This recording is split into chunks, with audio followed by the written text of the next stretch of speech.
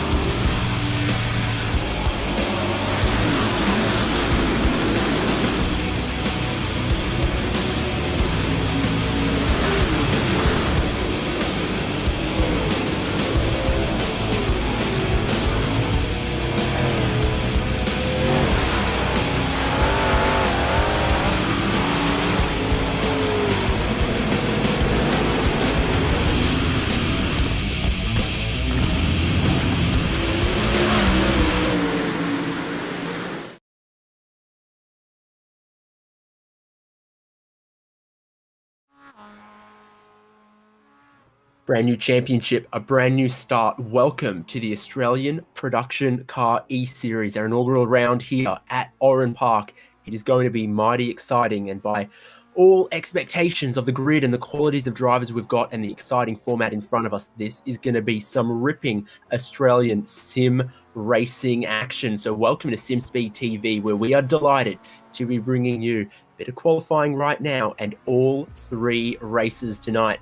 David Haynes, joined by Brad Wingard. Brad, qualifying, as you can see, taking place right now, but then three 20-minute races. That's going to be super action-packed. Yeah, it really is. The racing around Oran Park usually does not disappoint, and the MX5s are absolutely fantastic around here compared to something with a bit more grip. So I'm looking forward to the races tonight, and of course they are progressive grid races as well, so that's going to mean they're worth even more come the start of race 3 tonight. Yeah, indeed. All our drivers for solo qualifying right now, trying to make sure they start up front, because for the reasons you've just mentioned, it might be tough to move your way forward.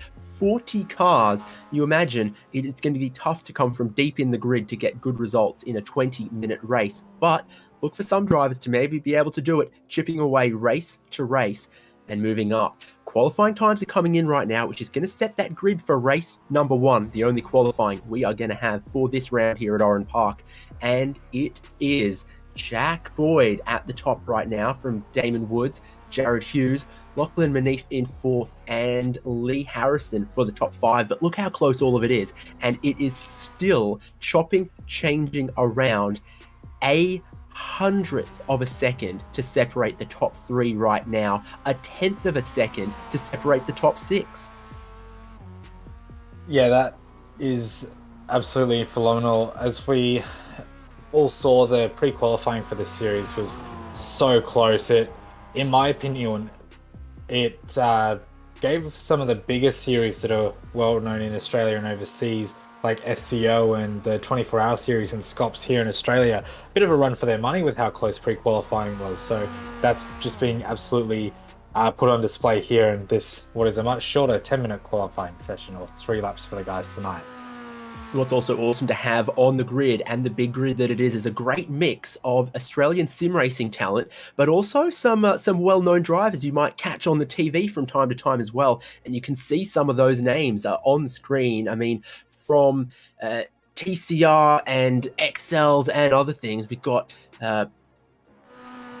Ben Bargwanna in there at the moment. We've got Aaron Oliver up the top in the top 10 there as well. And we are just going to keep rattling off names tonight that many of our viewers will have heard before and may have even seen on TV, etc. So here's Phil Aussie trying to improve on a previous time of 1 minute 18.8. And of course, what needs to be said about Oran Park that hasn't already been said? For the Australian audience and the long-time motorsport fans, this is a place that is a little bit missed, but we are so glad to have on iRacing and so glad to have as free content as well, which means there's no excuses for anyone to not have it. If you're an iRacing member, you've got this car and you've got this track. No excuse to have not put in some practice as well should mean that everyone is bringing their A game tonight. Yeah, Oran Park is an absolute staple on the Australian scene and in iRacing. Unfortunately for a lot of long-standing members, this wasn't a free track. This wasn't rookie content when we came through. So rookies of today just don't quite understand how lucky they have it, as some of the older people might say. Tell them to get off your lawn too, Brad. Yeah, I do. I mean, this is, as a lot of people know, this is a housing district now, so I can say that, get off my front lawn, as they come down the front straight away. But it's an absolutely phenomenal track in anything that you race around here. Radicals were here a few weeks ago in the officials. That was a blast. Mazdas are here all the time in rookies in the C-Class series, and the Scops race here in the V8 and the official V8 races here always put on a good show. So it's an absolute staple of a track, and the viewing here in real life, it was absolutely phenomenal. And if you chuck a camera on one of those spectator faces, I think you'd have a pretty good showing as well. Key characteristics of this circuit: no rest, the workload is intense, the corners keep coming, and key overtaking opportunity, of course, through turn 1 and turn 2, but that kink on the way into the braking zone can make it difficult. The other key characteristic this place was famous for is that bridge. I always thought that was super cool when I was an itty bitty kid, maybe watching some racing here from Supercars or from Speed Week on SBS. That was always one of the little takeaways. You thought, oh, that's so cool. The bridge over the other part of the track makes this a figure 8. So evens up the tyre wear left side to right side a little bit as well. With these MX5s though, don't only look to the start of the lap for overtaking. Expect to see some moves happen into that shell corner, and any little mistake could be punished big time through the dogleg, Foster's dip, any of those places. I think overtaking and moves and side-by-side racing could and probably will happen tonight with 40 very talented but very aggressive racers. Qualifying just starting to wrap up now, Brad. I think only a couple of the drivers are still left out on the track. This is how they look at the moment, looking like a front row of Jack Boyd and Brenton Hobson, then Matt Cardellone, Jared Hughes, Josh Haynes, gee, that's a good name, and Aaron Oliver in 6th, the next 6 as they're locked into qualifying at the moment. Corey McFarlane, Damon Woods, Lachlan Manif, TCR driver turning his talents to this MX5, Marty Turner, Lee Harrison, and Liam Caplice, our top 12. 13th is taken up by Matthew Hansford-Taylor, Lachlan Clapple on side of him, Ryan Kasha and Ben Bargwanna on row 8, Ashley Norman and Caleb Hydes rounding out the 9th row, Cooper Allen and Daniel Webster on row 10, Andrew Hobby and Aaron Russell row 11, Aaron Hindle and Brody Cook are rounding out round 12. Mosmeroz and Wayne Losh for the next row. Then Papa Boyd, Glenn Boyd alongside Damian Seeger, Mark Johnson and Hayden Jackson as we start getting 3/4 of the way through the field, the remainder of them, as qualifying comes to an end and this becomes official. Textar McCoy, Luke Angelelli, Dale Carpenter, Sam Lehman, Darren Whittington, a little deeper in the grid than I might have thought I would have seen him. Then it's Greg Holmes. And finally, to round out the grid, Phil Orty, Anthony Connors, and Ben Snell. No qualifying time. A race-winning driver in Aussie Car Skip Barber series on SimSpeed TV, but maybe starting from 39th today. They are starting to line up for race 1 of 3. Remember, the finishing result from here jumps straight onto the grid for race 2. After race 2, a little bit of a break. Yeah, it's going to be very exciting for those guys down the back of the field who might not have qualified where they wanted to, working their way through the field to try and get as high up as they can for the start of race 2. Get Here we ready. go.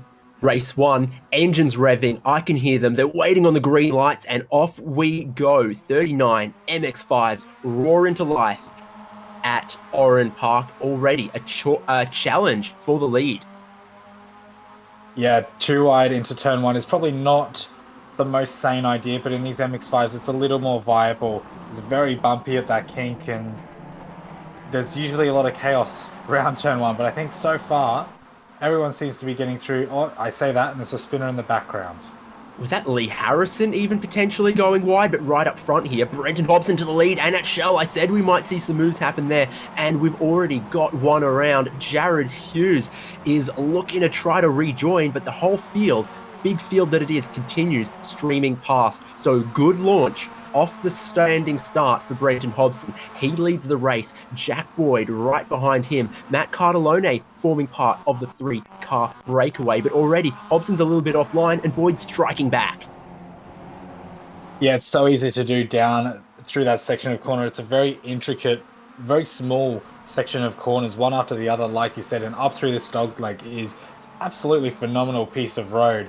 And it really is important to set you up for a dive at Repco corner at the end of the lap, and then it's not a long straight, but for the percentage of track distance, it is quite long, and in these cars offers up a massive draft opportunity down into the kink at turn 1. Huge pile up out of that final corner. Liam completes the wrong way around, and more drivers keep piling into that. It's been carnage at the end of lap 1 of Australian production car E-Series, and many drivers heavily damaged from about 15th on back. That was a big one. Up front, the action still kicking off. Back to the lead comes Brenton Hobson.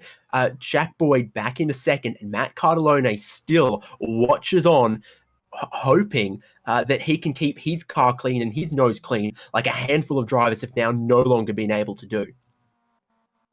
Yeah, there was too many cars to count in that incident. There was Lachlan Apple, Caleb Hydes, Daniel Webster, Liam Caplice, Andrew Hobby, Aaron Kindle was luckily, he got caught up in it as well. And there's half that back end of the grid was involved in that accident. So a lot of big names taken out pretty early at what started off as a pretty small incident. So, bit of an issue here for Matt Cardellone. Suddenly he's under absolute pressure. 5 cars in 5 car lengths forming a train down towards turn 1. Cardellone already coming across to be a little bit defensive. Too wide, too deep. That's what you love to see from these cars, and that's a huge send around the outside as I think the problems are continuing. Matt Cardellone, managed to hold on to that position. Lachlan Manif wants a bit of it. He's in the 14, looking at the left-hand side around the outside of the right-hander here. Very costly problem for Matt Cardellone there as he's back into 4th under pressure, and Josh Haynes has come up into 3rd, and they're still rubbing on each other there. And 14, Lachlan Manif, 2 wheels in the air, loses out some positions. Once you're offline, once you're slow, it is going to be just an absolute railroad of MX5s waiting to take your position away. Yeah, a little bit of wheel contact with Lockie Manif and Corey McFarlane up towards the bridge, and it wasn't a massive incident, but like you said, just a little bit to put you offline. And because these are such momentum-based cars, you lose so much time. It's not a GT3 car where you can slam the pedal and have 500 horsepower propel you up to speed nice and quickly. It's, especially going up a hill, it's absolutely costly. And I guess the benefit of that is now he's in this monumental drivetrain, but I think he'd rather be at the front than in the middle, because there's 8 or 9 cars just line astern down this main straight. But thankfully, he has Jason Barguana, a teammate, behind him, so that makes things a little bit easier. But Well, style of racing is going to be super familiar to all of our XL competitors, because that's what it looks like. They're all glued together, all trying to carry maximum apex speed, trying to throw it into the corners deep. And if your move doesn't stick, you'll find yourself going 2 steps back instead of 1 step forward. So that's what this racing looks like for these MX5s. A sort of club level car they are, but that means we are getting such exciting, such close racing. Already 5 minutes in, and there is so much to talk about, including this battle we are watching here. Number 56 is Damon Woods, right behind Marty Turner, Corey McFarlane, and Aaron Oliver. This train starting to form for 5th position. That's good points. That's a great way to start off the championship, but I feel like some of them are looking for a little more. Your top 2 getting away. Yeah, it's like you said, the draft here is pretty good, but being able to have that clean air of just the 1 or 2 of you is even more vital, because this isn't quite an Imola or a Spa with the main straight, or like the Kemmel straight where you can get that big draft.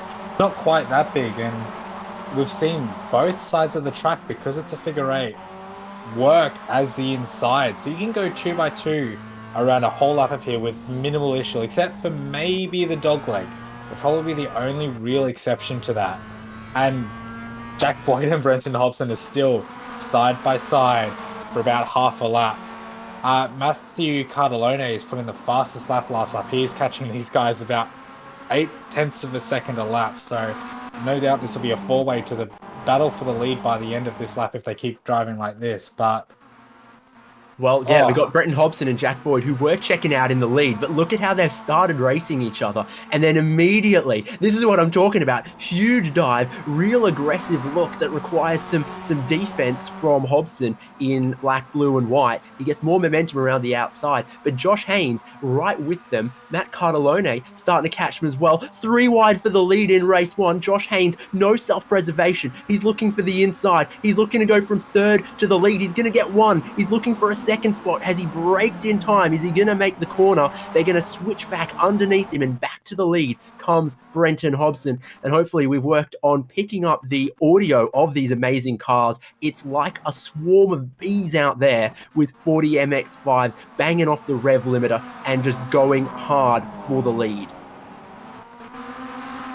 oh man, I don't know how Josh managed to keep that on track. That was an absolute send at turn 2, and he did well. He's still in contention. He's still in 2nd place and still fighting for that inside on Jack Boyd, who's gone from 1st to 3rd in a lap. But that's not story written. We still have 12 minutes and 38 seconds to go, and he's still in draft capacity of Josh Haynes. And if they work together, Brenton Hobson is only a second up the road on the 2 of them, and as we saw last lap, that's absolutely irrelevant around here if cars are fighting. But if you work together, it does not take much at all to break that gap. So might be a little over a second now, but give it 3 kilometers and it might not be that close.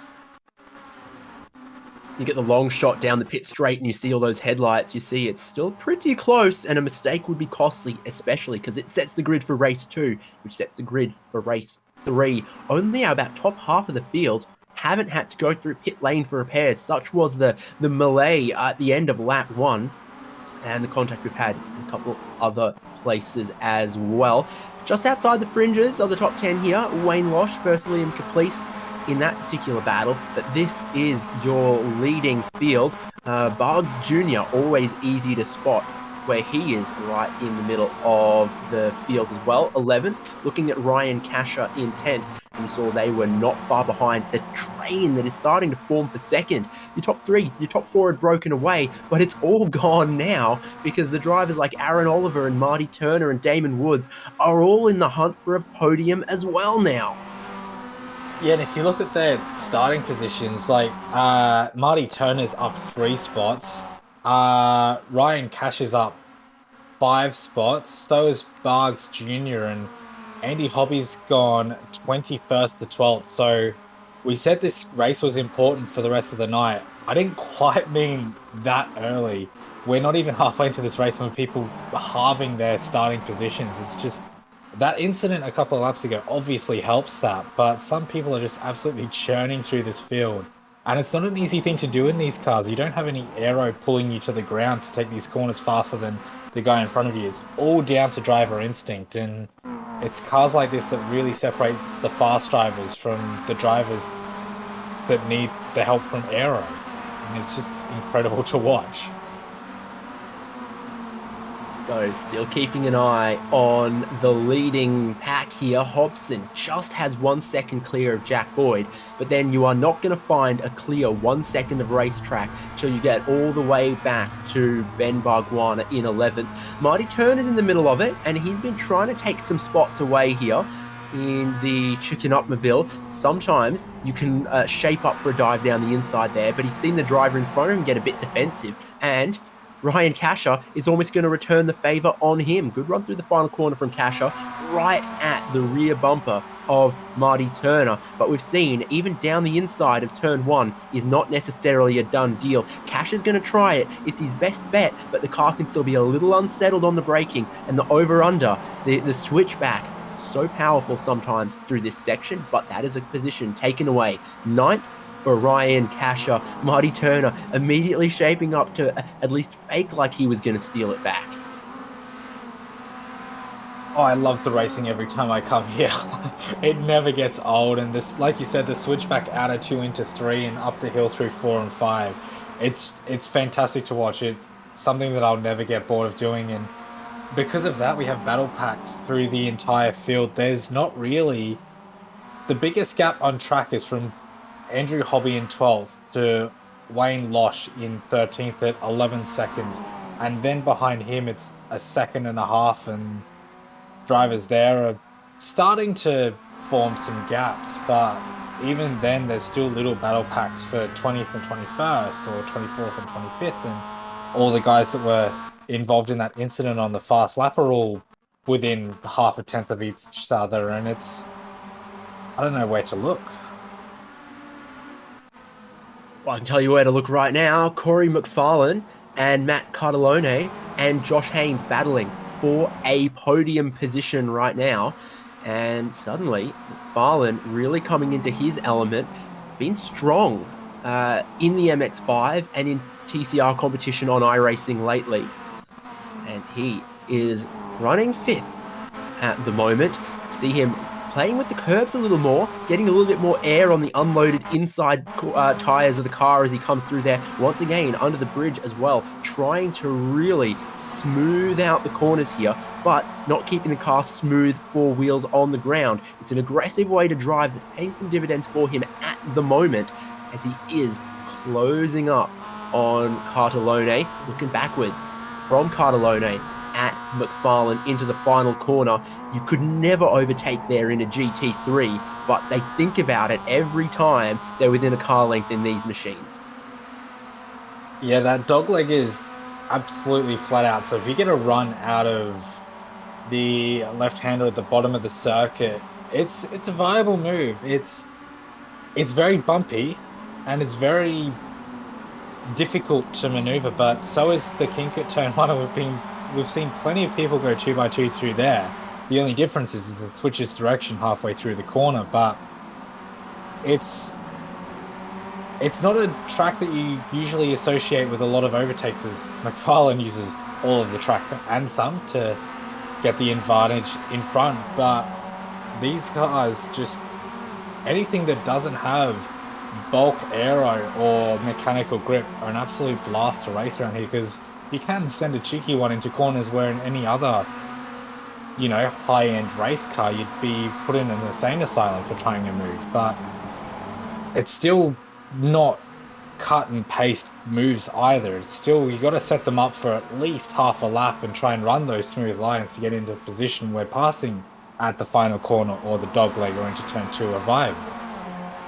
Race 1 coming towards a sharp end here, because we've scored 11 laps now. There's only 6 minutes to go. That'll be only 5 more laps. And Josh Haynes is trying to defend a podium. Aerodynamic configuration there from Matthew Cartellone. Has no right-hand side mirror, and he's thrown it into turn 1 so deep that he's only just going to make it around turn 2. Same problem for Josh Haynes, and suddenly Corey McFarlane is thinking, I would like a podium. They are 3 wide for 3rd. Lots of cars piling up behind them as well, but it's Haynes with the inside who was bravest and is now going to try to park it through this karting sector before they come back over the bridge. A lot of cars have been rubbing side to side and are missing a mirror or 2. Here's McFarlane down the inside of Cartellone on the bridge. bridge. Really risky maneuver to try to pull off there, and it's hurt his momentum. And hello, here's Aaron Oliver, here's Damon Woods, here's Lachlan Manette. I said they are all checked up for the podium, and they are. Josh Haynes is only just hanging on to that by the skin of his teeth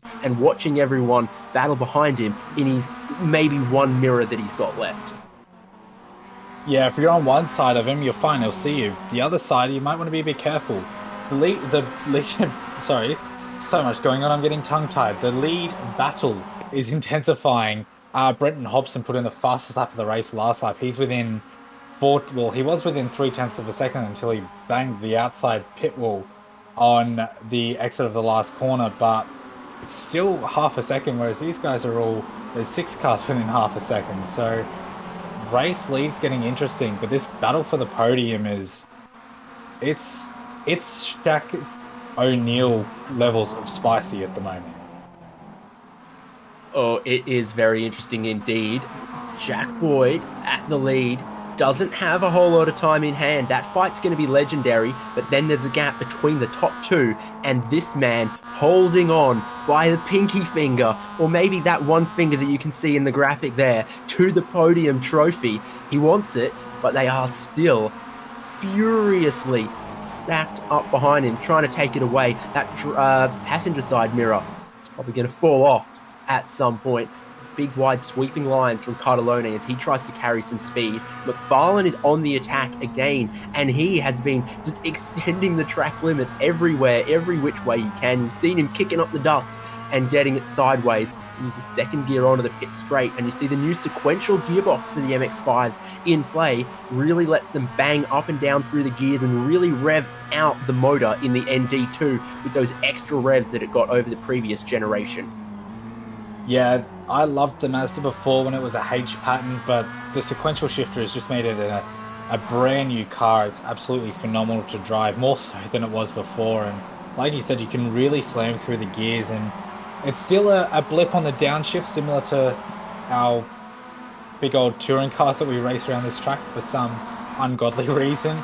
But it's an absolute blast to fly the new sequential shift around a track like this, because there is so many gear shifts on what is a relatively small gearbox. And McFarlane went for a move at the start of the lap, and it's absolutely cost him now. He's not only fallen off the back of Cartalone, but he's also fallen behind Damon Woods as well.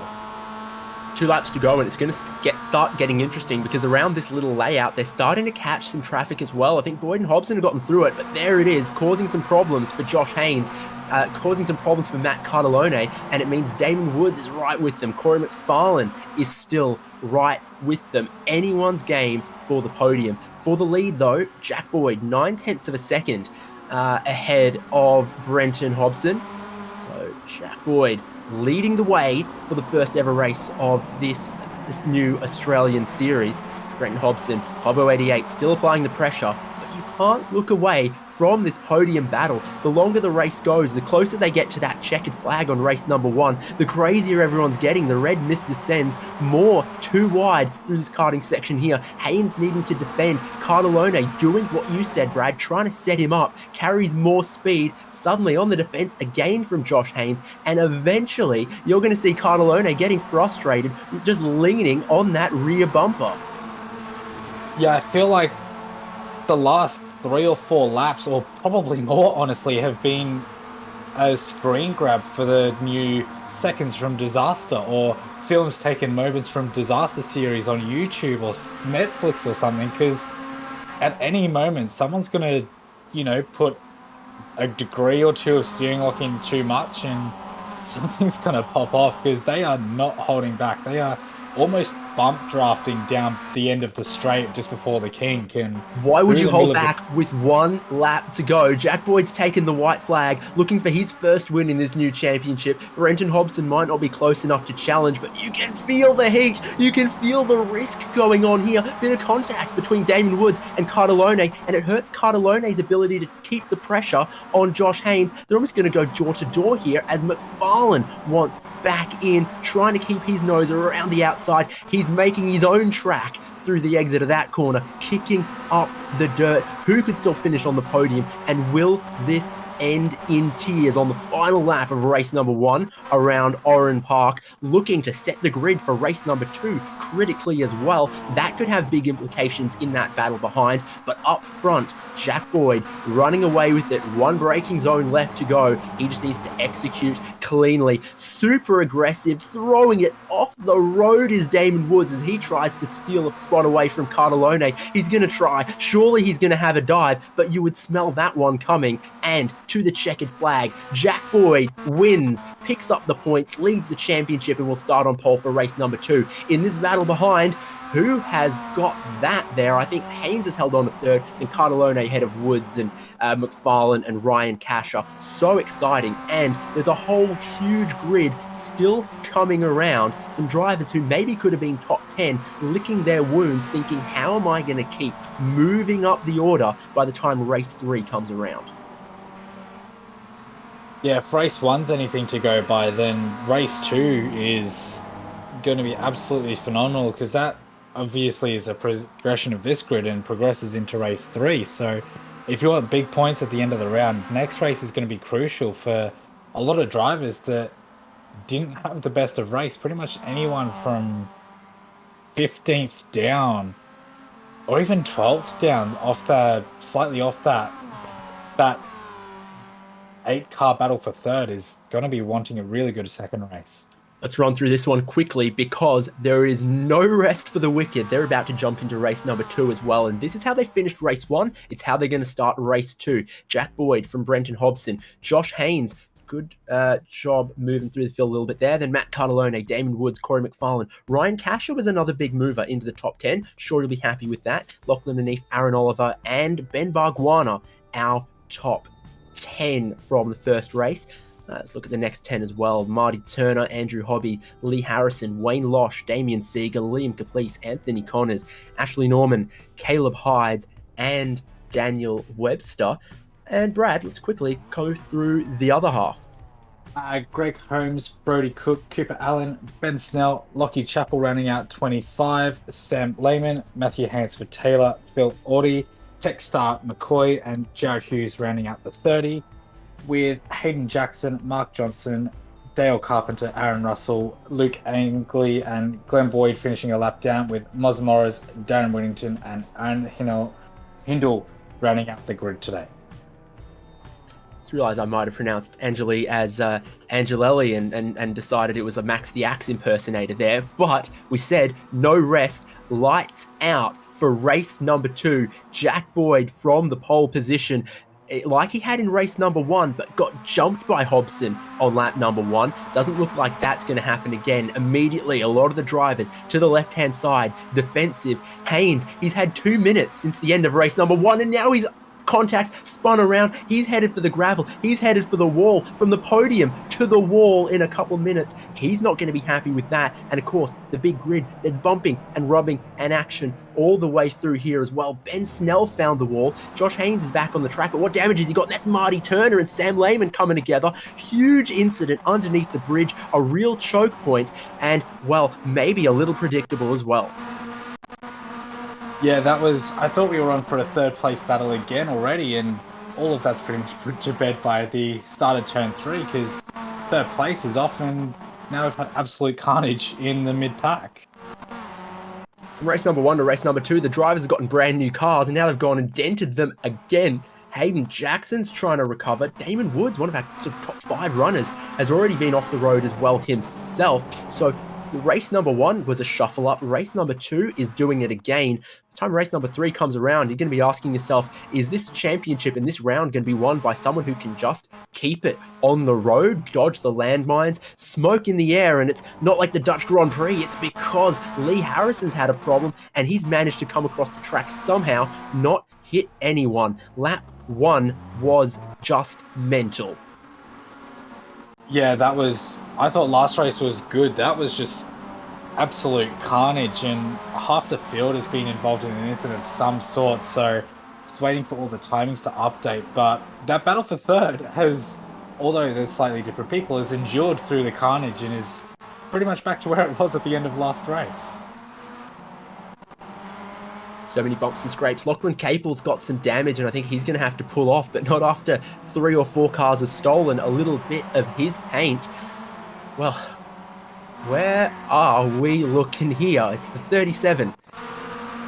So this is just around about 20th place here. Ben Snell and Josh Haynes and Dale Carpenter and Phil Orty. Remember, Haynes from 3rd on the grid is now running 19th. That is one way to mow the grass around Oran Park.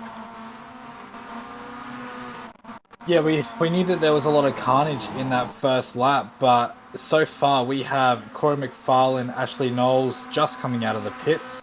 Greg Holmes is in the pits, Matthew Cardellone, Cooper Allen, Moz Morris, Jared Hughes, Aaron Russell, Daniel Webster and Luke Angley all in the pits, all on their way out after that carnage. So that's 8 cars involved in incidents on the first lap at a minimum, and there's more carnage in turn 1 already.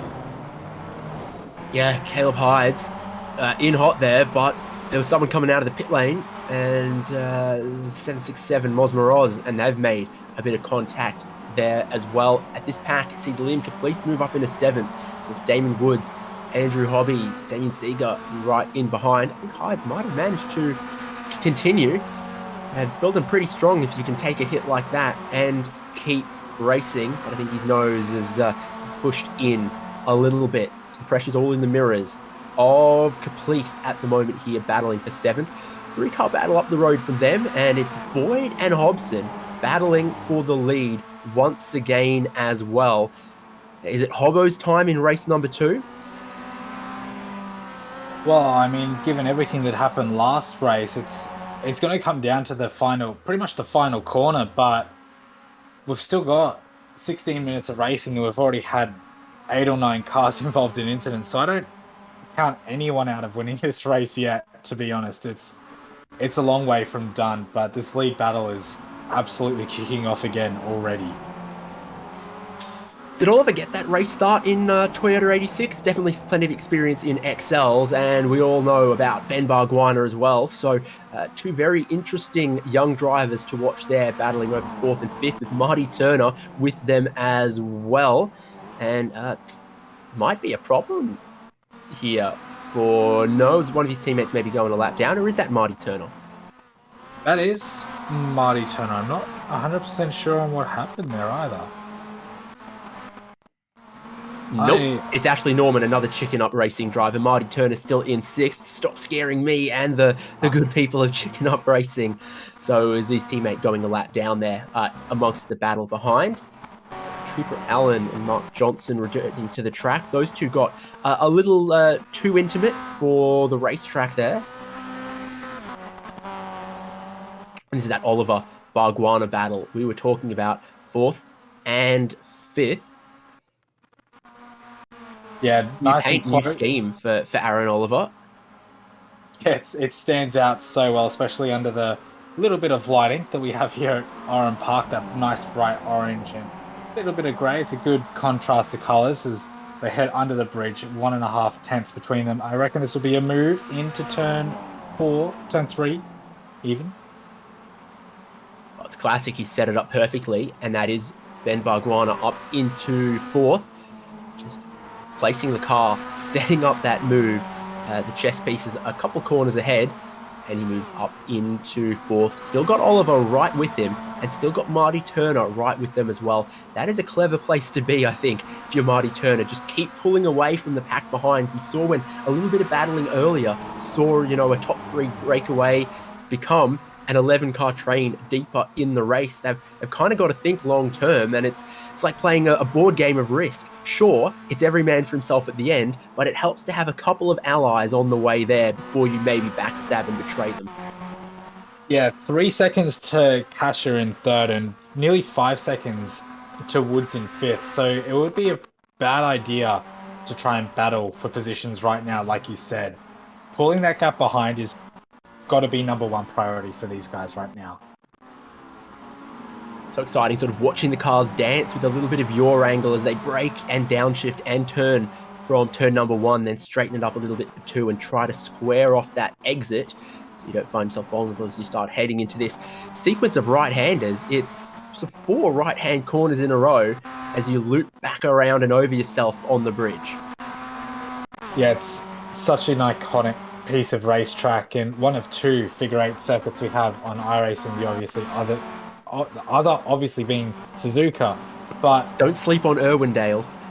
oh yeah, no, I did forget. I meant figure-8 with a bridge, but that is an excellent point. I wonder if we'll take these cars there in the off-season, because that would be an absolute blast after the racing I've seen so far in this race. But it's absolutely awesome, that section of corner. Who thought 4 consecutive right-handers would be as fun as those ones are?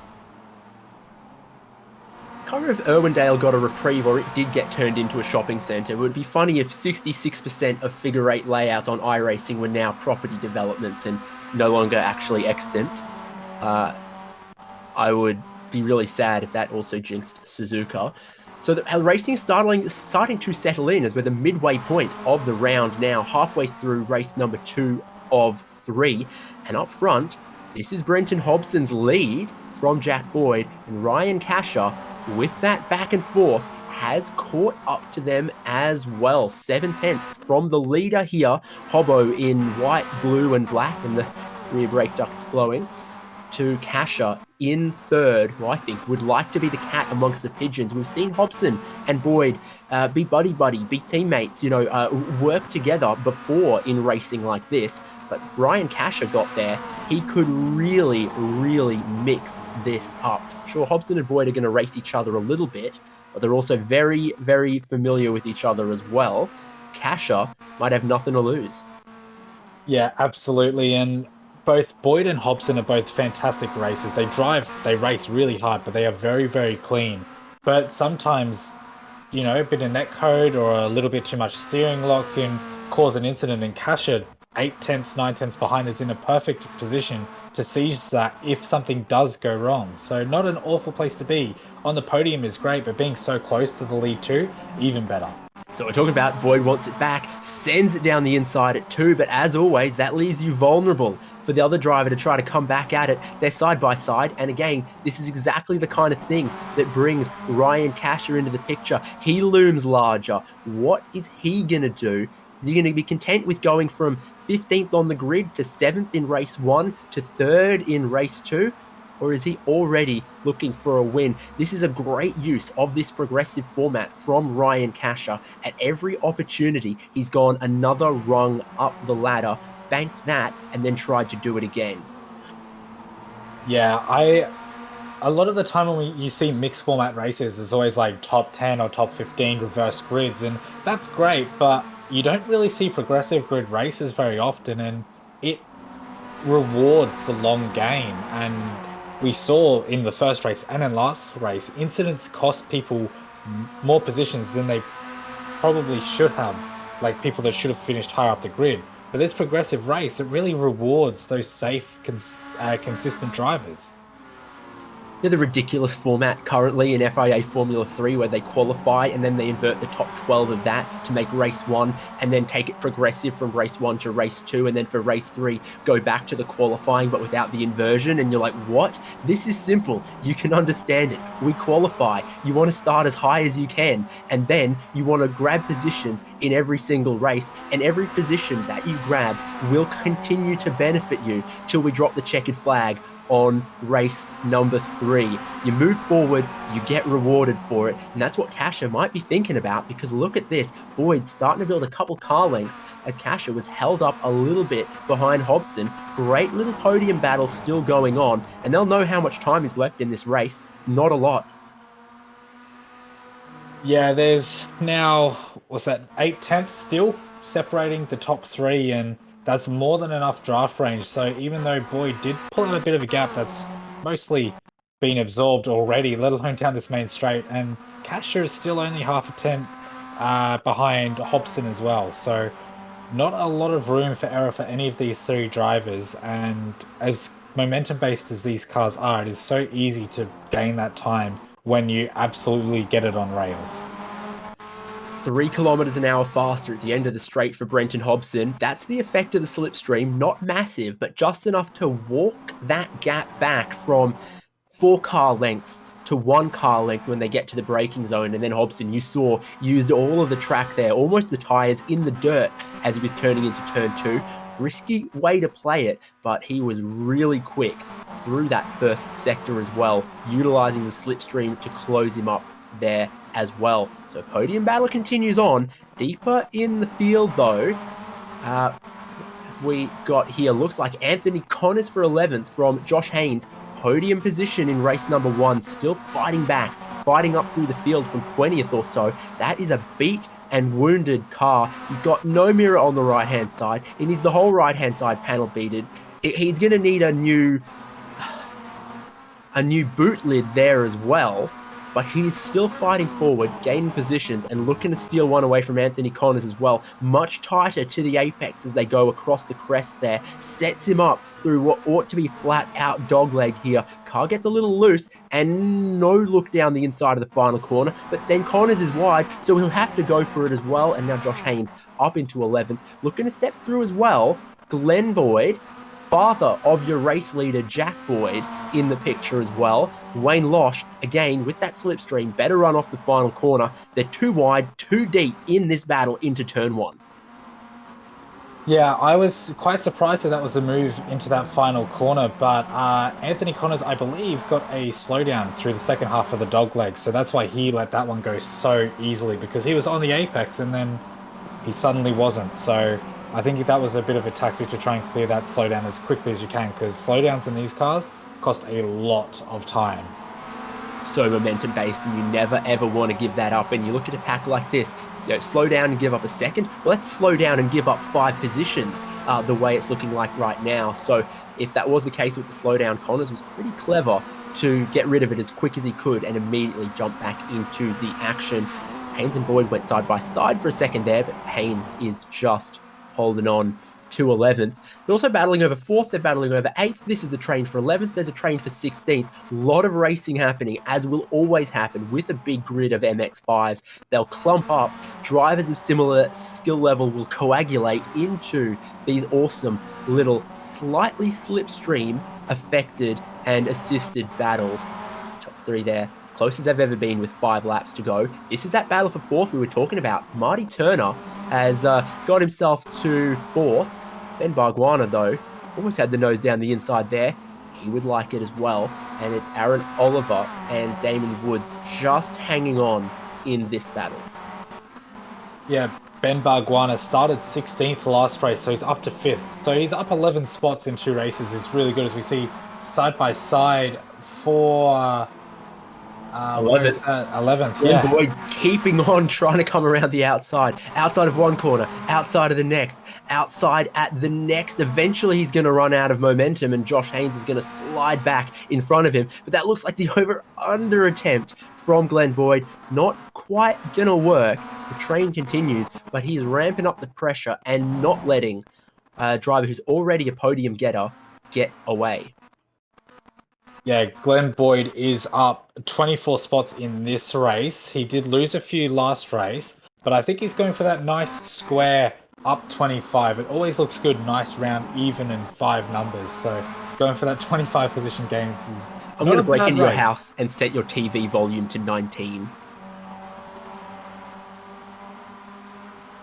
Wow. No? All right, fair enough. Josh Haynes on the defense from Glenn Boyd once again.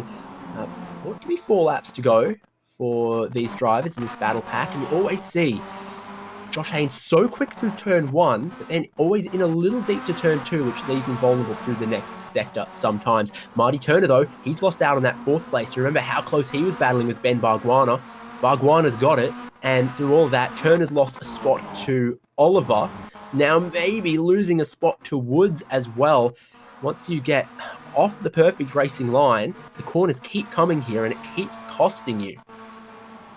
Yeah, it's insane. Oh, there's another one that was almost a disaster for both drivers there, but thankfully Woods decided better of it. But it's so easy to lose as many positions as Marty Turner just did in a sequence of 3-4 corners, and it's Smash Mouth all over again. They just keep coming and they don't stop coming.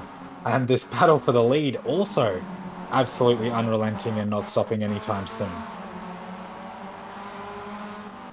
Liam Caplice for 8th, got Damien Seeger with him in the 747. So we've got the full Boeing wide-body lineup with a 747 and a 767 in this race. Actually, someone take the 777. But it's holding on for Caprice in 8th, a driver who had been belted around the park a little bit, but who hasn't so far at Oran Park. It is a tight, kind of more confined layout, and these cars are always going to race really quick. And we've got a lot of them, 39 cars taking the start of the races so far. 2 to go for Jack Boyd, and he's still ahead of Brenton Hobson. Ryan Casher still with them as well, but not absolutely nose to tail like they've been previously. I think the biggest threat right now for Jack Boyd isn't Hobbo behind, it's traffic in front. Yeah, that's one of the big dangers of racing around here is traffic comes so quick, especially this grid isn't massively spread out as far as pace-wise, but given the size of the track, it gets amplified, and traffic in front is absolutely going to be key in navigating that, as Lachlan Manif is a second up the road in 25th place, so being able to navigate that traffic is probably going to be a make or break for these 3 in the front right now. Yeah, less than 2 miles the lap around here. Much smaller than Mid-Ohio and others. That's well sideways. Bucking Bronco stuff for Brenton Hobson. I think he keeps it going, keeps it on the road, looking for the white flag at the end of this lap. Oliver also on the charge here towards Bargwana. They've battled before. They'll do it again. And right behind them, Marty Turner. Damon Woods still battling over that position. So this will be exciting here. There's one driver in the top 10 not in a battle right now, and it's Andrew Hobby in 10th, because they're battling for the podium. They're battling for 4th. They're battling for 8th. And absolutely everywhere you look, some good drivers, some quality racing happening at the moment. Woods so confident through the final corner, sees the white flag, but that's more like a red flag to a bull for these guys, and started the final lap of race number 2. Yeah, white flag means absolutely diddly until you come out of that last corner, because the way that this race has unfolded so far is anything can happen, even in the whole 2.6 kilometers of this racetrack, and battles still going on. The lead battles sort of stretched out, and when I say stretched out, it's only half a second now instead of 0.3 of a second, but that traffic is as close as it's ever been in front of Jack Boyd right now.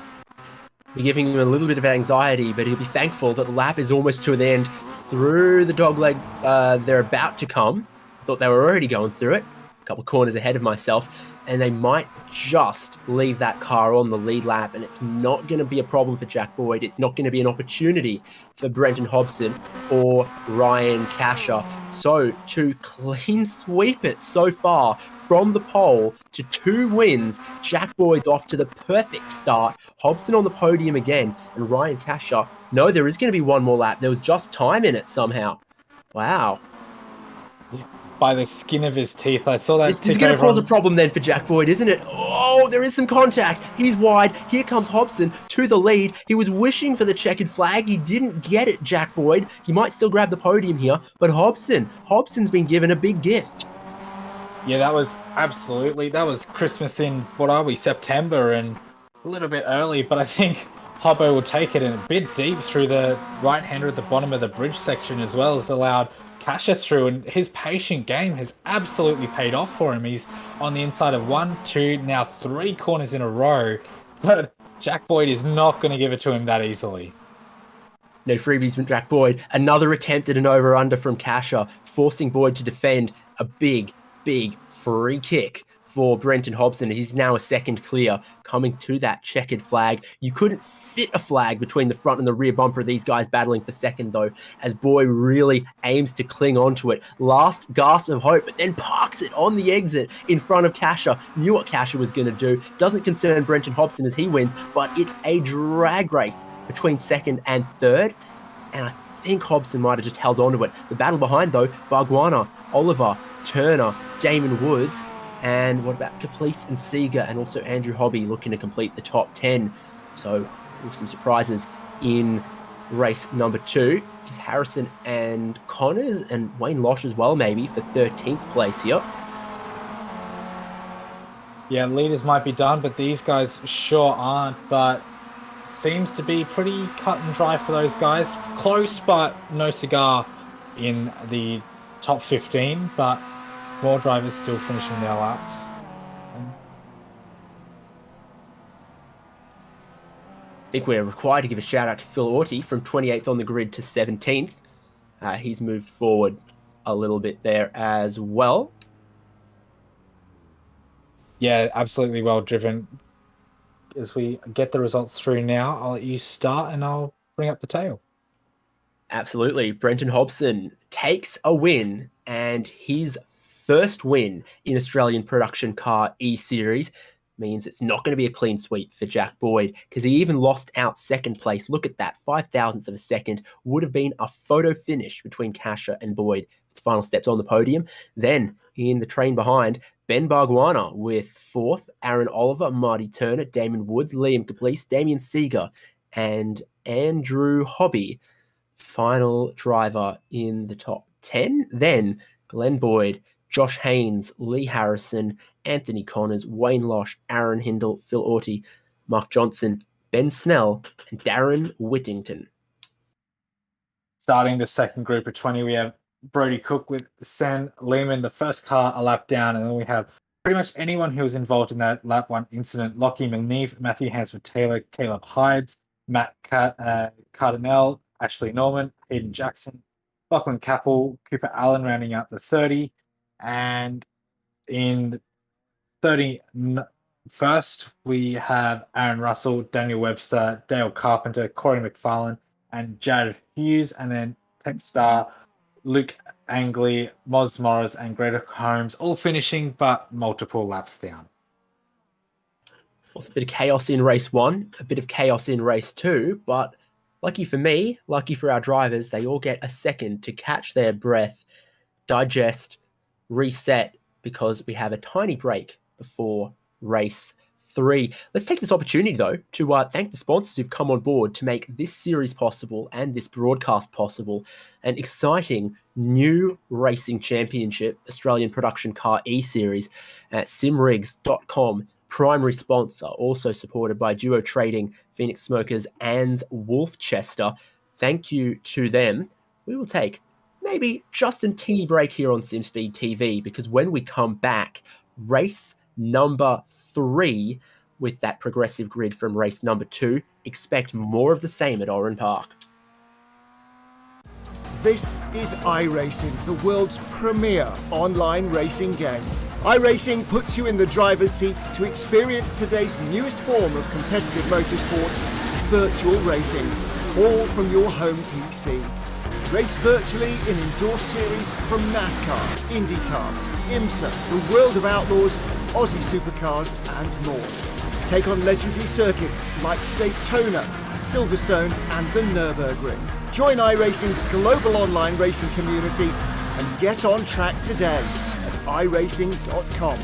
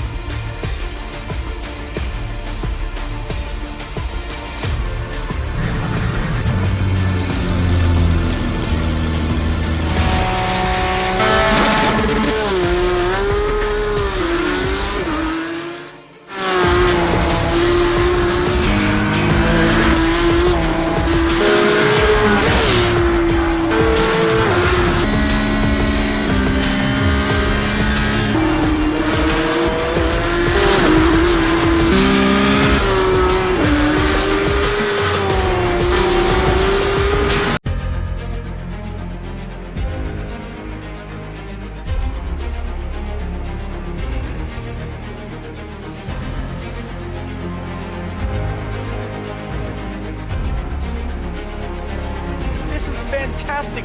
This is GT racing right now. He's got traction, he's got rhythm, both of them! Maloney! Oh, he's taking Anderson! Anderson's up top! Oh my god! Oh! Big crash! Oh my goodness, half the field's gonna get rolled! Second very close. These guys are want to make their way through the field very quickly. Oh, there we go! Oh no! That's massive! This is it! This is over! I can't believe this! Oh my god! God, what?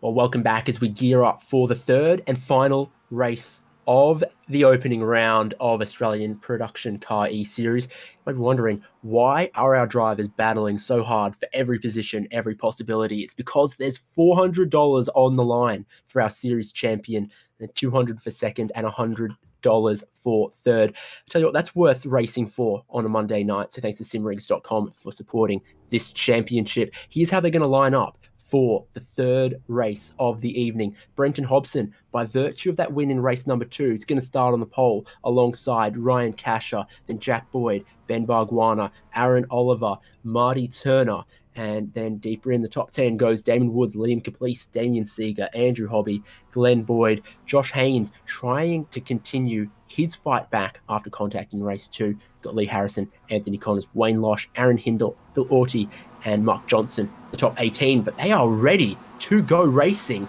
in race 3 on the grid, revving the life out of their Mazda MX5s. They drop the clutch. We get racing. Good conversion from pole position for Brenton Hobson. Behind, though, a lot of drivers jumping to the left, jumping to the defense, as the whole field is going to stream down through turns 1 and 2 for the third time in racing competition tonight.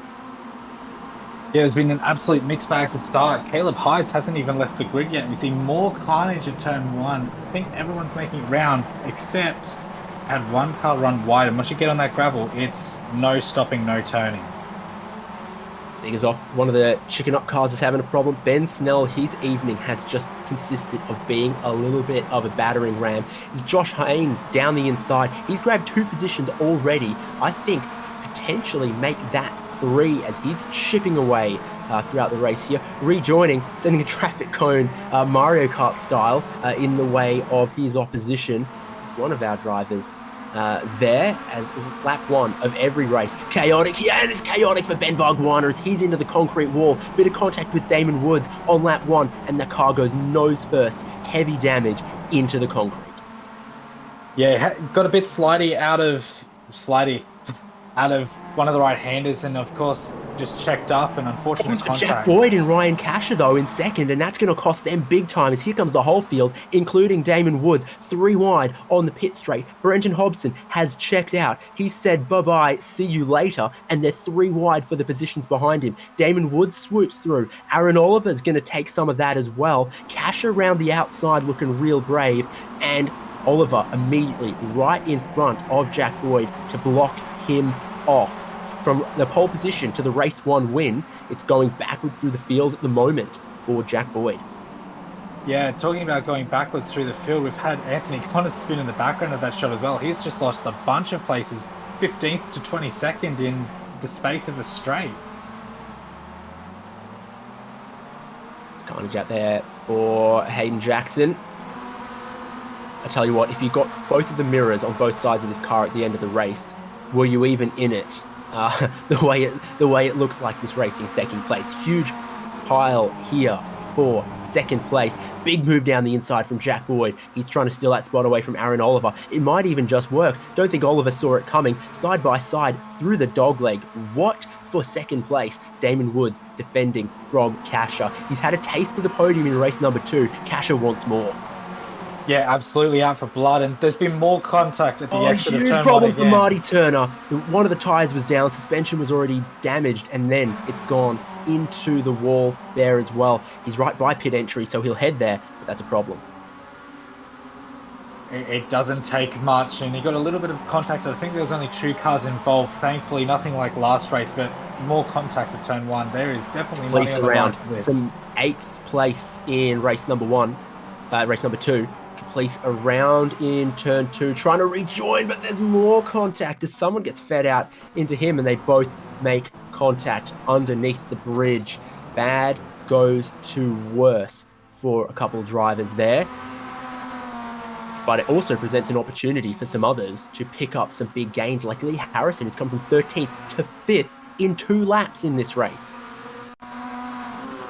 The Oran Park giveth, and the Oran Path taketh away, it seems, and anyone who lost in race 1 and 2 is starting to gain in race 3 and vice versa. But this group of, I guess 12 cars fighting for not so much the lead, but their individual battle packs are absolutely popping off again as Brenton Hobson has a 4-second lead on the rest of the field. Move forward in race number 1, move forward in race number 2, but he's going to go backwards in 3. Phil Orty, some mechanical problems there, some damage, having to pull over and get out of this one. Brenton Hobson, smooth and in control in the lead. Not smooth, out of control is Ryan Kasher. 2 tyres in the dirt, trying to hold on a second. Side by side for third. Jack Boyd looks to have maybe gotten it back. Inches from contact with Damon Woods through the right-hander there. Yeah, I love watching those cars through turn 1, but I also squint a little bit because they bounce around so much, and these guys just showing their absolute worth, keeping it under control. Jack Boyd didn't have the best start, but he's back to where he started now, so he's on the recovery drive, and I don't think Kasher will be in second place for too long if Jack Boyd has anything to do with it. Well, they fought for that spot, and Kasher was victorious last time around, but it's a lot earlier in the race now, and Damon Woods right up behind them. The run out of here is going to be critical for Boyd. Sorry to cut you off, but that run down that main straight, it's not a massive difference. You said 3 kilometers an hour, but that's the difference in these cars, and it goes to the inside early. Inside is prime, not ideal, but it's better than the outside, and gets in front before the corner even happens, so what does he do? Kasher squeezed him narrow for turn 1 and then opened it up, cut back underneath for the inside of turn 2. Interesting racecraft from Kasher, but unfortunately it might leave him high and dry here because look, the nose into the gap from Damon Woods creates the problem for Kasher where he can't go over under because there's a third party involved in the battle. Great work through turns 1 and 2, but then it just didn't place right for the battle in turn 3 with Kasher against Boyd here.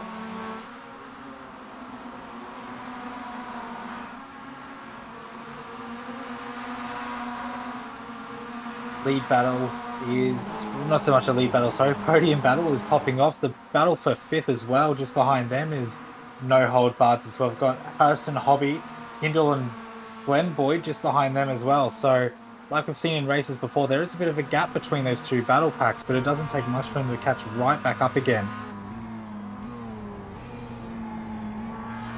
So this must be on board with McFarlane. Looking forward at Jared Hughes and Aaron Oliver. Is that for real in race number 3? It is. He's come from 34th on the grid to 11th in 5 laps for Corey McFarlane. Well, there you go. Jared Hughes similar, 35th to 10th, so they've pretty much followed each other through the field with all the carnage, and after horrible races for both of them, they were both involved in that incident on lap 1, and who's that running wide? That's Innovate Property, so I reckon it's got to be Whittington, doesn't it? Yes, it is, yeah. Wide at 3 is not the best place to run wide, but definitely not the worst either. That's cost him big time, though. Getting exciting here. Great view for McFarlane. Jared Hughes trying to put a lap on Luke Angeli. It's not happening. It's not happening at the minute. Definitely spices things up. Lap traffic coming a lot earlier this race than it did last race because of all those delayed incidents throughout the opening few laps of the race, and hopefully nice wide main straight is going to mean that McFarlane and Hughes can just sail on by with a little tap with the brakes, but he's not making it that easy. He's angry. If he doesn't make it easy enough, wouldn't be surprised to find himself in a concrete barrier, if we're honest. So down the inside, Hughes has a look. Well, he's always gone and done it by himself. Goodbye. There he goes. The battle carries on, and McFarlane will stick in it right with Jared Hughes. Cooper Allen got the opportunity to catch them a little bit, though, in the number 19. Well, he did. I was about to say, he did, but then turn 3 happened. Incident, a corner that I was not expecting to have as many incidents as it has, but lo and behold, there's another one. So it's a 4.5 second lead at the moment for Brenton Hobson. Kept it at about that last lap around. big dive from Damon Woods down the inside of Kasha for third. They make contact, and Kasha is going to graze the concrete. How much damage from that? I think his steering is gone. The steering is gone for Ryan Kasha. Yeah, that was a very unfortunate incident. These cars are quite fragile to those sort of crashes, so big inside hit and then heavy into that outside wall is pretty much race done for Kasha. He'll be disappointed with that because it was a bit opportunistic out of Damon Woods, and it gives Jack Boyd a chance to run away clean in second. Here's Lee Harrison and Andrew Hobby and Aaron Hindle. Slightly different livery for Hobby than I think I'm used to seeing, but that's true for quite a few drivers in this championship. I'd say it's different, but I really like it. The colours are just fantastic, and the Black Dog is such a good cause, so I am a big fan of that livery. Always a good angle across the dog leg there. Very quick single file. Doesn't work out too wide, as a handful of drivers have recognised. And too wide in the final corner. Well, it was Lee Harrison. He might have lost out a little bit. Here is going to be a textbook example of trying to set up a move into the final corner across here on board with Seeger, as he is a little more aggressive with that curbing. Now tries to take the wide entry to set up onto the pit straight rather than narrow entry, try to dive down the inside. Didn't quite hook up how I think he was hoping though. Now, as we see, he's sitting 20th after starting 9th, so not an ideal race for him. I'm sure, like you said, nothing to lose setting those moves up because he wants to get back up that grid as quickly as he can, but we're already over halfway in this race, so not a lot of time left at all, but I'm sure the red mist is definitely surrounding that car right now.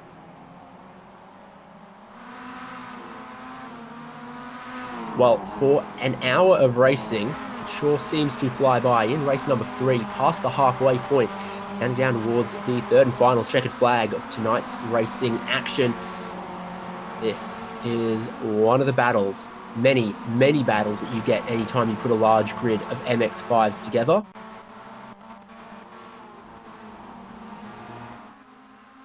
That's Brody Cook with Ashley Norman and Wayne Losh and Damien Seeger was that battle. This is the final step on the podium. Lee Harrison has gotten mighty close. There's some lap cars in the gravel for them to dodge.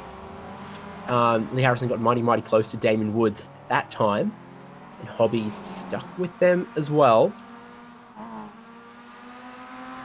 And since getting past, Jack Boyd has absolutely checked out. He's taken a full second out of Brenton Hobson in one lap. I don't know if there's quite enough laps to get to Hobbo and get the move done, but he's absolutely trying his best. It's all still possible until it's no longer possible, and we've mentioned the traffic out there starts to become difficult at Oran Park at this point in the race. For the leaders, it was maybe a deciding factor in race number 2 as well, where it was Jack Boyd who looked unassailable, uncatchable, insurmountable, or Harrison trying to really smoothly open up the exit, open up the throttle to then march down towards turn 1 in the slipstream of Damon Woods, thinking, how am I going to set this guy up to steal that spot away with a couple laps to go? Yeah, not only is that... That's how. He was looking to cut back to the inside, but they've gotten close. He's made a little bit of contact, rubbed against the rear bumper of Damon Woods, and it's upset him at a very critical point. He's going to resume into the race with no damage, but third place, Damon Woods, has been taken away from him. Yeah, it was such light contact as well. It was just how the car was loaded and where it was on track. It was very unfortunate, and I'm sure that Harrison is going to give him a big apology for that one. It's trying to swap from the outside to cut back to the inside, and the closing speed was wrong for Harrison. And you could tell it wasn't a big hit, but it was that point there where you're braking and downshifting and about to start turning in towards the apex, and that's when you don't need the rear to get light, and lighter than you were expecting. So Hindle, another big gainer in race number 3, 16th on the grid, in 5th, looking at 4th place, who's looking at 3rd place. Yeah, it's been a very up and down night for Hindle tonight. Started 23rd, dropped to 39th in race 1, 39th to 16th in race 2, and now 16th to 5th in race 3. So pretty bad start, but a really good finish so far. Which I think, oh, never mind. The big contact there. The question is there damage on Hobby, and he's back on the road. The hit was maybe more on the panel than on the wheel or the suspension, which is what would really, really hurt you. I think they both got off pretty light there. Maybe a little bit of momentum loss, but I think they both look fine. So that's the important thing. So, not your race leader Jack Boyd, but Glenn Boyd and Aaron Oliver in 6th and 7th at the minute.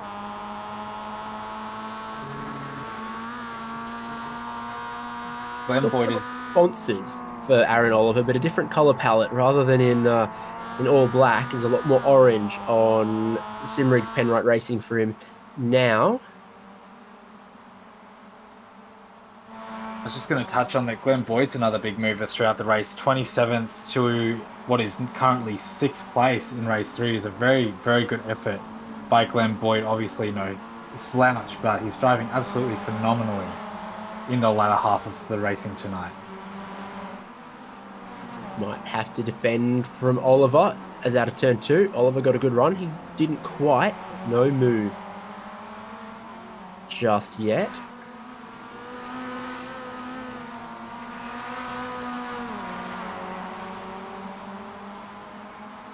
I think this might be the closest battle on track as well, because there's 3 seconds behind between Hobson and Boyd, and another 3 seconds to Harrison, and 2 seconds behind there. So this is our highest battle pack on track between Boyd and Oliver for 6th and 7th positions, with Damon Woods not too far behind after his bit of contact earlier, but very, very close there for Glenn Boyd through the dogleg in the final corner and down the main straight. I'm going to be interesting to see how this one plays out over the next 3.5 minutes. Can we believe the countdown clock this time? Is there 3 laps to go? Is there 4? Is there 2? I don't know, but not long left in race number 3.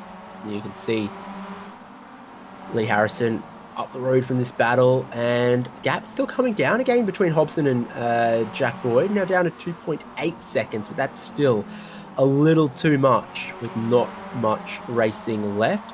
Hughes and McFarlane, we were looking at them earlier, battling very, very closely. Back at it again. Yeah, they do have a 3.5, 4 second buffer to Cooper Allen behind them, so they can afford a little bit of battling without losing too much time. Both cars in the top 10, so it's not so much battle for the top 10, but after a poor race for both of them last race, it's a very, very good comeback drive to get inside the top 10 from 34th and 35th respectively.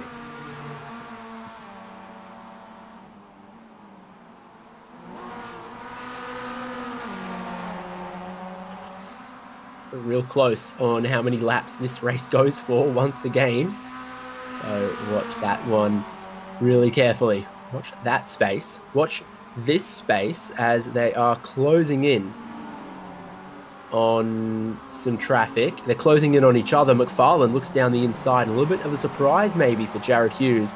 And can McFarlane get clear? He can't. That lets Hughes come around the outside back into that position. Bit of excitement just to refresh them a little bit as Corey tries to move, doesn't quite make it work, but still we have, I think this one and one more is what my timing's saying. I'm not sure if yours is saying that as well. Just bang on 90 seconds to go, so still plenty of corners to go, but Brenton Hobson coming up to the final corner for the I'm assuming the penultimate time now. It's tough to gauge, because the best lap of the race is a 1:14. How long's left on the clock as he crosses the line now? Well, that is the white flag, and only by 2 seconds. If he was 3 seconds further up the road, we'd have had another lap. But I think Brenton Hobson is quite happy to make this the final lap of the race. Maybe he even slowed up a second or two to make that happen, to facilitate that. Who knows? Hopefully we'll ask him after the race. But the final lap, desperation takes place. Oliver, thinking about down the inside, wasn't close enough, but he wants it, do or die, to bring it home. This race doesn't set the grid of anything else. It's the final race of the night. Get your move done, I'm sure, is the thought here between Glenn Boyd and Aaron Oliver. But you've got to be close enough to do it.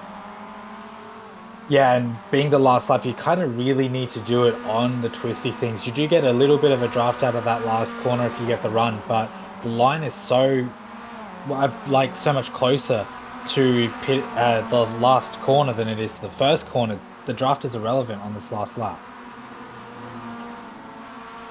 Brenton Hobson's willing that checkered flag. He's got 1 second place, 1 win, looking to make it a 3rd win to become championship leader. Barney's at the finish line holding the checkered flag. Brenton Hobson's going to come across and say, wave that for me. I am series leader. And McFarlane all the way off the track down the inside of Hughes. Surely that's going to be a slowdown. He's not thinking about it. He's not worrying about it in the final corner, forcing Hughes up high, up wide, to the line. He is going to have to give up that time. Cooper Allen is rushing, but not going to make it in time. What we got here? Cook and Seeger make contact in the final corner. And Seeger's trying to wait. The respectful thing to do. Here comes Anthony Connors, maybe to steal a position or two late as well. Race 3 ended how this racing started, with excitement, but also some dented panels. First to first, Brenton Hobson, I'm sure, is pretty happy with that one. Yeah, it's a pretty flawless race meeting for Brenton Hobson. Obviously got second in qualifying and second in race 1, but after that, just, I wouldn't say pure domination given how close the racing was, but still a fantastic effort. Here it is, Brenton Hobson from Jack Boyd. Both of those drivers podium places all 3 races, but it was Hobson with the 2 wins. Lee Harrison grabs a podium right at the end there to join the illustrious company of Haynes, Kasher, and now Lee Harrison in also standing on the podium in round 1. Andrew Hobby in 4th, ahead of Aaron Hindle. Glenn Boyd stuck it out ahead of Aaron Oliver. Damon Woods, Jared Hughes, Corey McFarlane completing the top 10. Then we had Cooper Allen, Texstar McCoy, Lachlan Capel, Mos Moroz, Ashley Norman, Sam Lehman, Anthony Connors, Brody Cook, Damian Seeger, and Caleb Hides. Starting the 20s more, we have Greg Holmes, Dale Carpenter, and Ben Bargwanna rounding out the cars on the lead lap. Then we have Wayne Losh, who was involved in an incident at the last corner of the last lap, finishing 1 lap down. Daniel Webster, Mark Johnston, Liam Caplice, Matthew Hansford-Taylor, Phil Orty finishing a lap down, and then Marty Turner, the first of multiple lap down finishes, in 30th. We have Josh Haynes, Ryan Kasher after his contact, and Hayden Jackson finishing 2 laps down. Darren Whittington finishing 6 laps down, and DM Neffing was Luke Angley, Aaron Russell, Ben Snell, Lachlan Manif, and Matt Cardellone on his lap 1 contact. Well, you would have guessed what to expect from Australian production car E-Series before this round. You would have said some really close racing, some cars leaning on each other, and maybe a little bit of controversy. Well, we got that in the middle of the field, but up front, it was all pretty clean, pretty fair, pretty respectful. And Brenton Hobson, 2 wins and a second, championship leader, expressed his delight after race number 3. I don't think there's any rear tyres left after the more than a dozen pack of donuts he laid down on the start-finish line. And I tell you what, he's also very generously right now standing by to have a chat with us.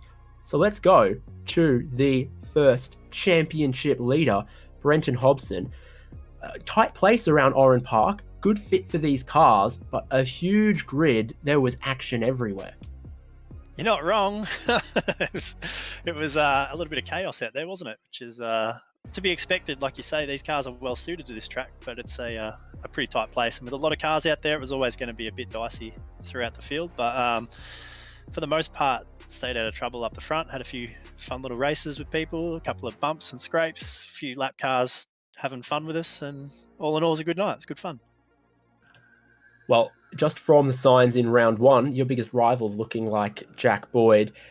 You and him have a word. What's the status quo? You're gonna race each other hard from lap one, or is there just a little bit of extra respect there? What's the go in that battle? I don't want to punt him off the track, but I'll race him hard. We've got a bit of experience racing together lately, like with the TCRs in recent times. So we know how to race each other hard, and for the most part, fair. I've never really had any issues with Jack going side by side anywhere. So it's good when you can get someone you know you can race hard and clean with like that, and just really enjoy it. And that's what we did again tonight. It's just in these cars, there's a little bit of a factor with, particularly at some of the faster tracks where the draft is so big, you kind of got to pick your battles. You know, we even had it tonight. You throw one down the inside or start racing each other, and all of a sudden someone else will join the battle. So you got to pick your fights carefully. But as far as Jack goes, I mean, we've got a great respect for each other, and you know, I respect him a lot. He's so damn fast. He needs to slow down a bit, but he is good fun to race with. 3 races, progressive grid all the way through. How important does that make qualifying? How does that change who you battle, how you battle, and when?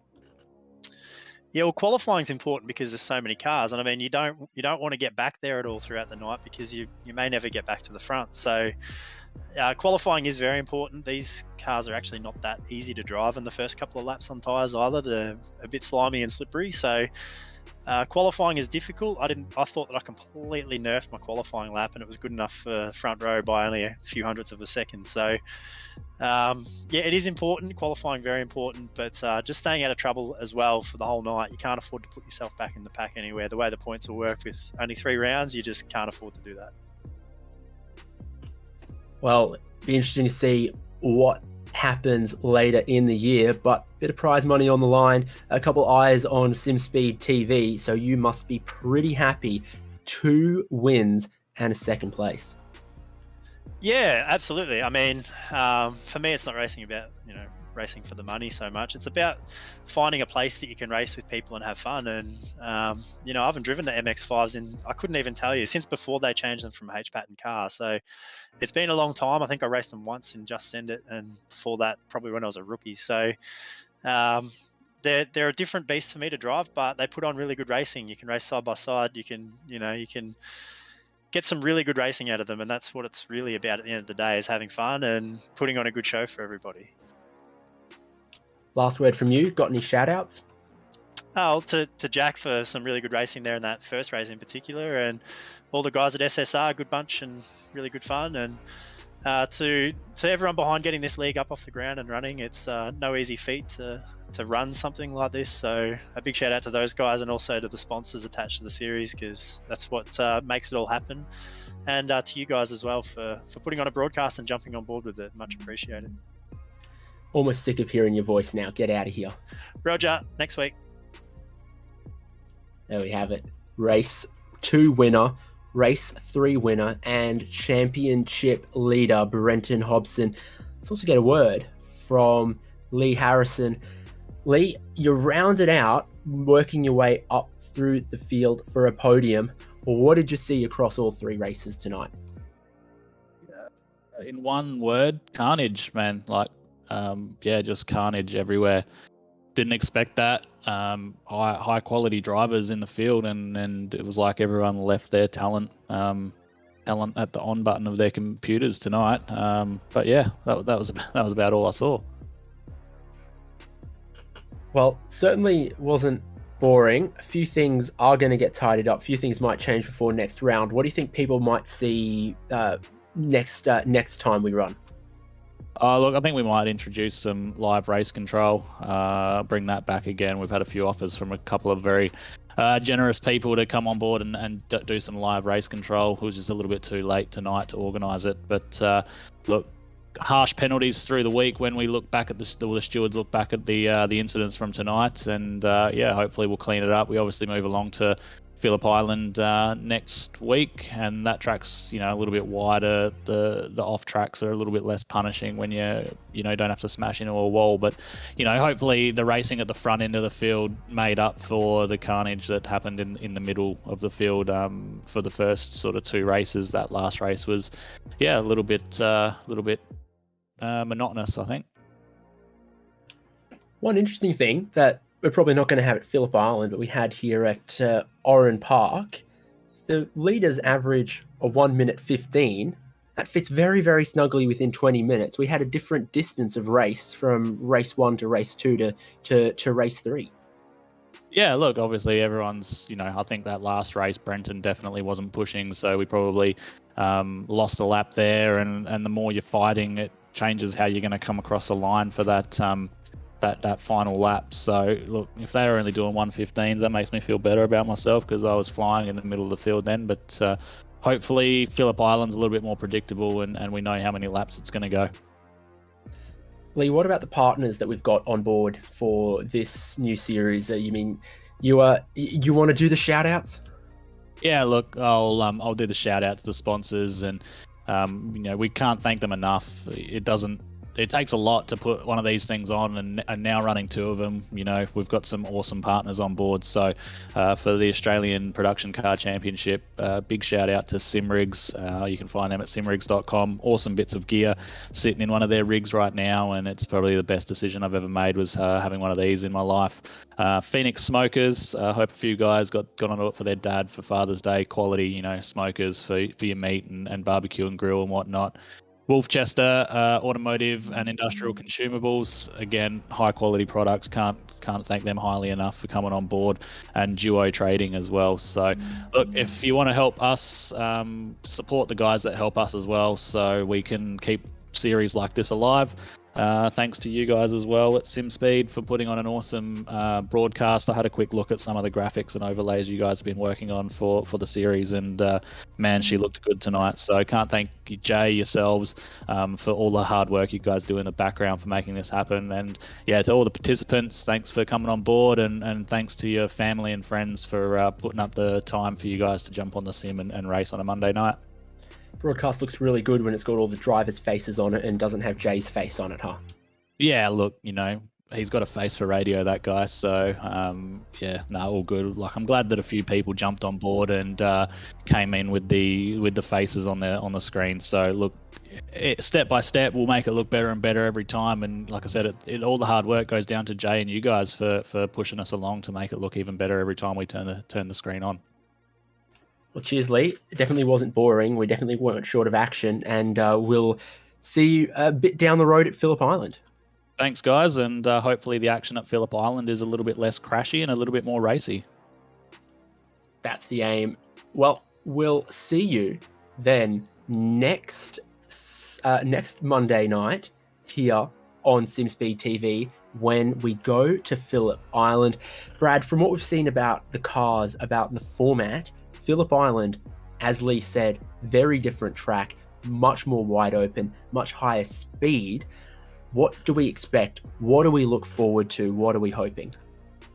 Well, for starters, that big main straight offers up a big draft. A lot of the guys were drafting in pre-qualifying to get into the series, so I expect to see a lot of that. And then corners like MG, Hayshed, Siberia, Honda are going to offer up magnificent overtaking opportunities, and hopefully we see a lot of action like we saw tonight, but maybe a little bit less dents and damage at Phillip Island. That's the dream. We'll see you there next Monday night here on SimSpeed TV, so make sure you're following us on Facebook, on YouTube, on Twitch, wherever it might be. For simrigs.com, Australian Production Car Eseries, be David Haynes, Brad Wingard with me, Jay Kennedy in the dimly lit production truck. We'll see you next Monday night.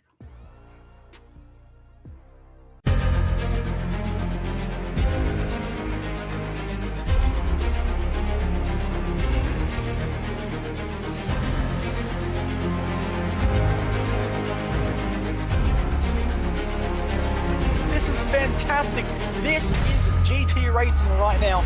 He's got traction, he's covering the outside of both of them! Maloney!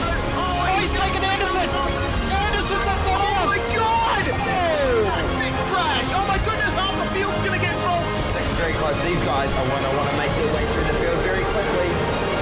Oh, there we go. Oh no! That's massive. This is it. This is over. I can't believe this. Oh my God. God, what?